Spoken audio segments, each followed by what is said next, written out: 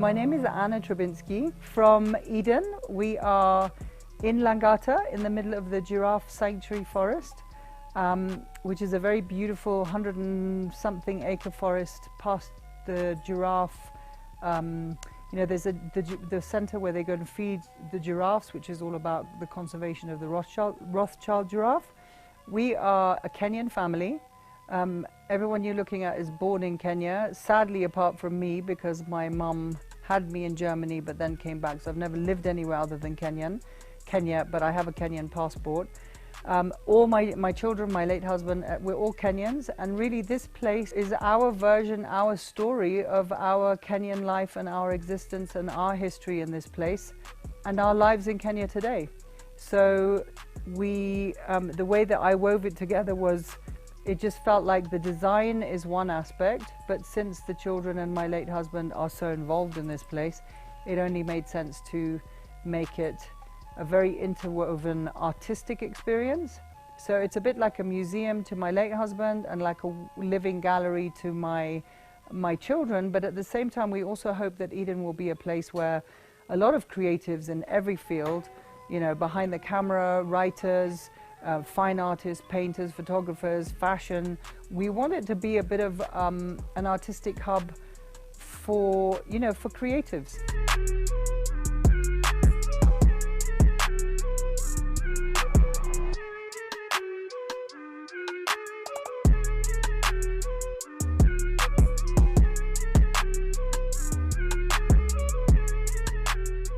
Derived from a biblical name, Eden is big on culture, and the owner, Anna, is married to a Samburu man, which explains why most of the staff and tour guide are from Samburu. Eden is called Eden because it's a very biblical place, because if you look around, it's the Garden of Eden. It's still the way that it was created by God. It's all the trees, all the animals. It's incredibly peaceful. It also has another meaning to it, that it feels that when you come to Eden, you can, I don't know whether you guys have felt this when you've been here, but it kind of brings your energy right down and you feel very at peace. So it definitely feels the way that our relationship to our Creator was before we messed things up a little. So yes, that's really it. We're in Nairobi. The amazing thing is that when you come here, you feel like you're definitely not in Nairobi. You could have traveled all the way to the Mara or beyond. And it's our little piece of paradise right here in Langata.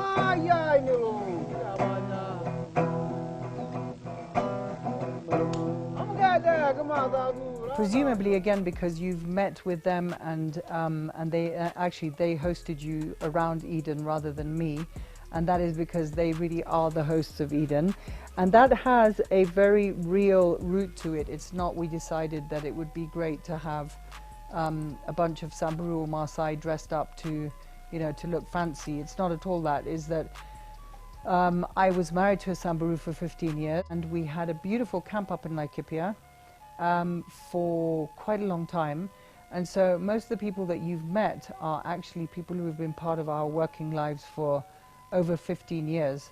And there's an older man, I don't know if you've met him, Lenakodo, who actually took me on my first walk in the bush when I was 12.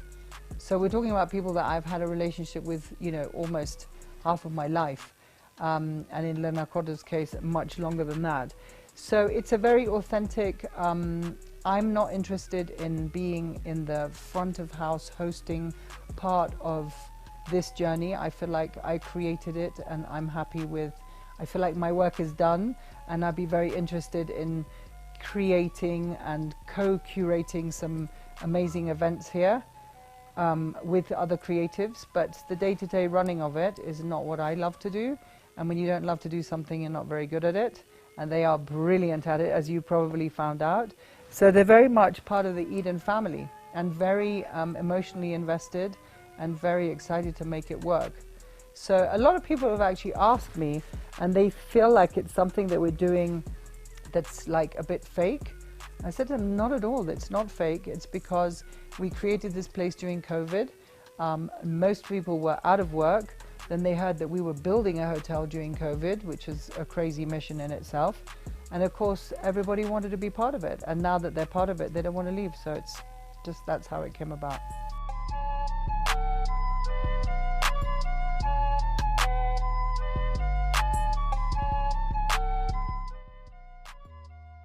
While you are here, for sure you have decided to come for a holiday. We have a delta here. We have a well on the other side. They have some liquor there, of which the most important thing in life, the end of the day, you'd like to refresh yourself, make yourself happy. And we always have it here. And being here, we have one of the mixology lady, who is called Judy. She does a lot of mixing here. Don't ask me what it is, because the only little thing I know about is I could tell her to mix something, but not for me. I can't do that. But there's always a specific person who does, and you find her in our ground, she knows what she's doing. Her son, one of her daughters, husband, and herself contributed greatly to the design of Eden. Her daughter did more of the ceramics, her son did sculpture as part of decor, her husband did the painting and artwork, and Anna was in charge of putting together the interior design. Once upon a time, a long time ago, this was my home. It's now been turned into a hotel. I'm still the owner of this lovely property with my children, but I am definitely the designer, the creator and the designer of this hotel. So all the interior design that you see is me, or a lot of the building, the architectural design.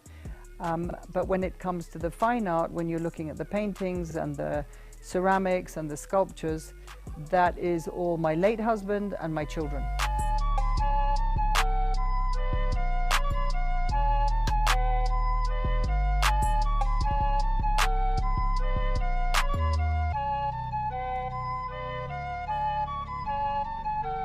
I find in very different ways their work really complements and somehow reflects their father's work. So there's a real DNA that runs through all different works. Their father was painting on canvases or drawing or charcoal drawings on paper. My son is all bronze sculptures, which he currently makes in South Africa because he's not really able to get the level of excellence that he wants in Kenya. And my daughter works in Kenya and she works with ceramics. So she has a studio here and creates, fires, glazes all her ceramics right here in Langata. And I just feel like somehow they all fit together, including with, you know, the sofa that I'm sitting on, which is definitely not art, but this and the furniture, those are my creations. And somehow I just feel like there's a harmony between them. And that was really what I was trying to achieve.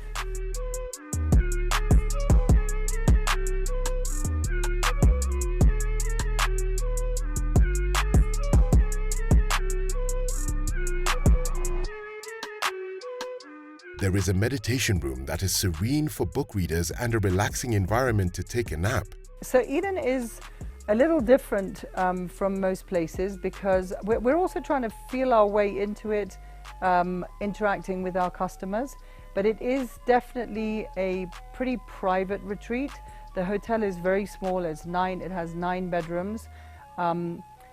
Because of the kind of peaceful place that it is, we want people to come and really be here to get the opportunity to reconnect to themselves, to have time for themselves, to reconnect to nature, to just really relax.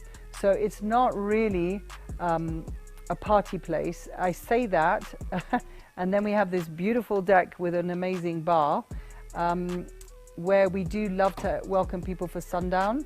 So we're hoping that people will start coming and have some drinks there, watch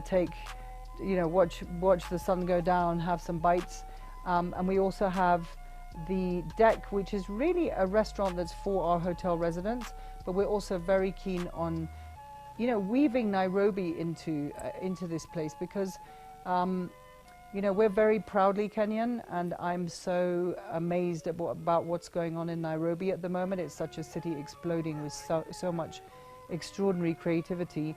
And so I don't really just want to be a place where tourists come to spend the night on their way on safari. I'm much more interested in turning it around and having really interesting people from our society here, and then the foreigners reading about it and wanting to come and stay here for that, rather than having it as a safari experience.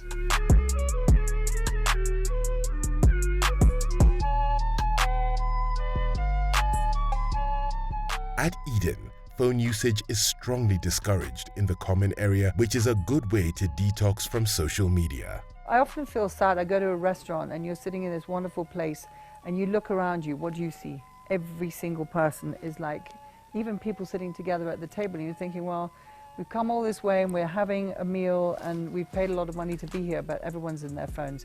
So I think in general, it's a really good idea for us to start thinking about getting out of your phone and back into reality and the person who's right opposite you. And then there's just been so much talk recently about how offline is the new luxury. It's the place where, you know, the supersonic executives go to switch off completely, disconnect from the world around them, to actually, you know, think, make decisions.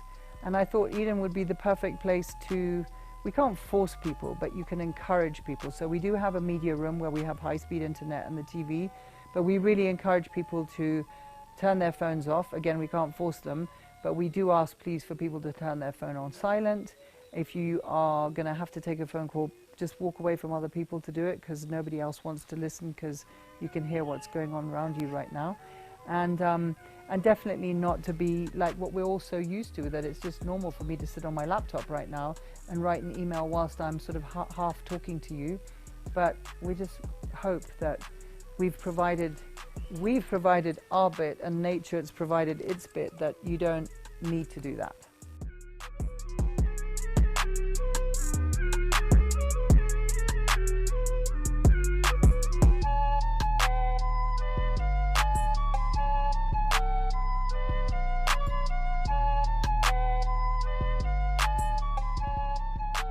Mainly culture here.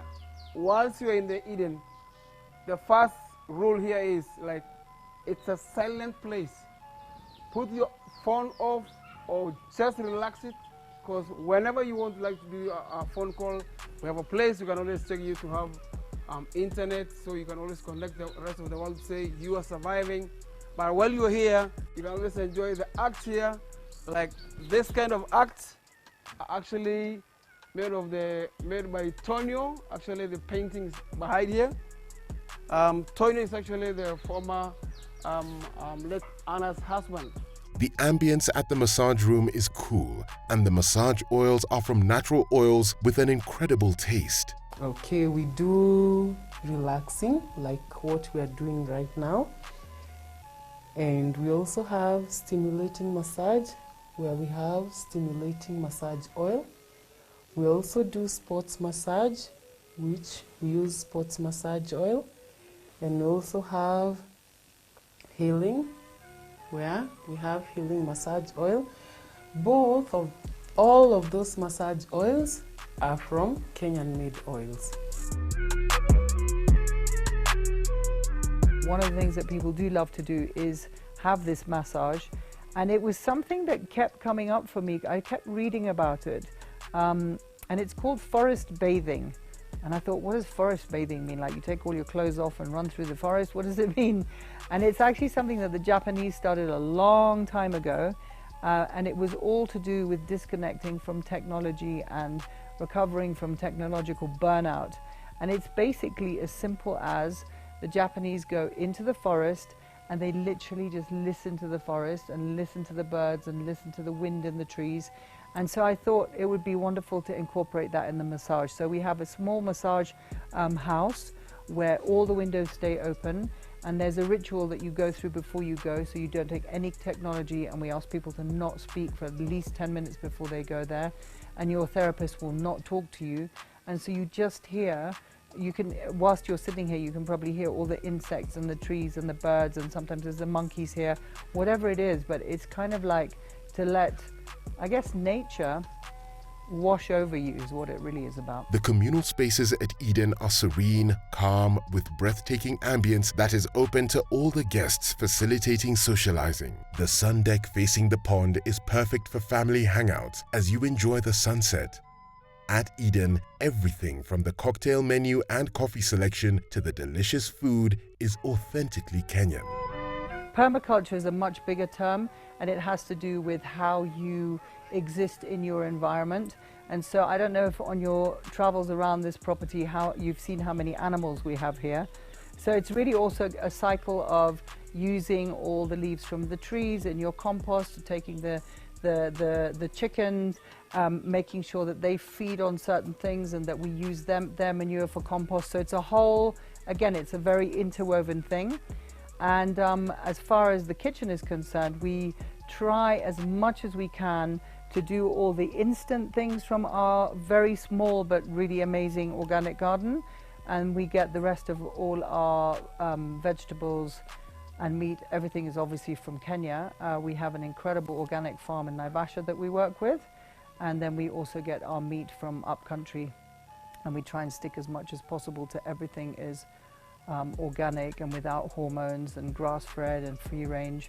Sounds really American, but it's properly Kenyan. Guests can go on forest walks in the hotel's own backyard with the help of a tour guide. We have the forest that we are so lucky to be able to go walking in.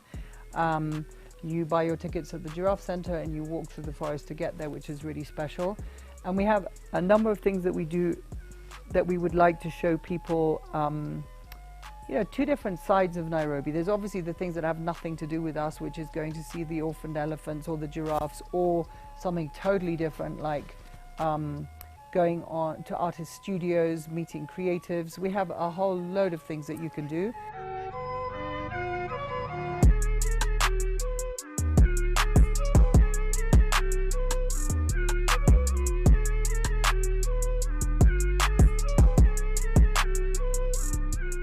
One of the lessons I've learned is you've got to be really brave sometimes.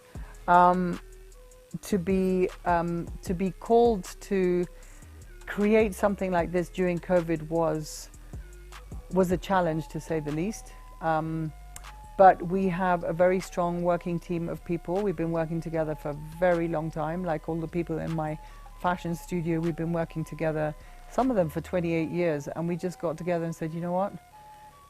How are we supposed to give up? We still need to feed our kids. We need to, you know, we need to get through this. And as we were building the hotel, we kind of closed the doors on our fashion and we all rolled up our sleeves, built the hotel. Lessons that it's taught me personally is that it's very, very important to know what you're good at and very important to stop when you get to the bit that you're not good at. So we're approaching the festive season in a very low-key way, you know, with a new kid on the block. We're still learning how to do all these things.